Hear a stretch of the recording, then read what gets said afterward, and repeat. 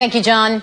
In today's Women, Wisdom, and Wealth, protecting your personal information, it's a continuous process, so you're going to want to stay ahead of the scammers who are trying to steal your identity. Karen Jenkins shows us how. It's like we have to keep ahead of it because they're constantly learning and finding new ways to do this. First one, you say, secure or lock your mobile devices when not in use. Your phone, that kind of thing? Yes, iPads are phones, and we never think about how much personal information we put on those phones, but sometimes we put it away, or even if we lose it, if we don't have a lock on it, somebody has an immediate access to your private information. And it's so easy just to hit those few numbers to get in. Keep antivirus, anti-spyware, and firewall up to date. I think a lot of people think once they put it on that it's good to go. No, you're actually purchasing a license that will expire in, say, 12 months or 24 months, and you need to keep up with that. And as soon as, most of them will give you a notice, but you need to make sure that you don't let it lapse by 1 day even, that you make sure that you keep your computers covered. Not even by 1 day, all right. Set privacy settings on social media sites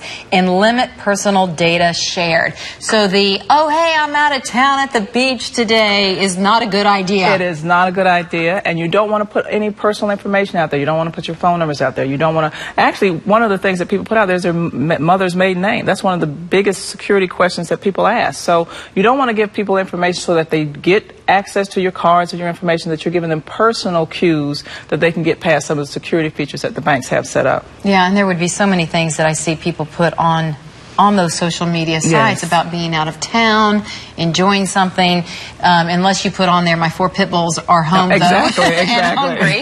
All right, last one, you say, educate your children. You know what? I'm amazed at that as our kids are entering preteen and teenage years. Right. Some of the stuff that they think it's okay, or some of the sites that come to them and they think, oh, I'll click on that because it looks interesting.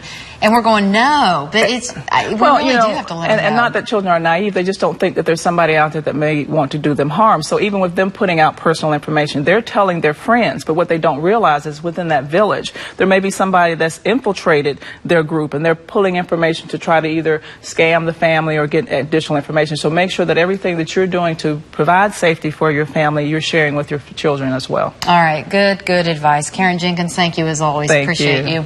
And we'll be right back right after this.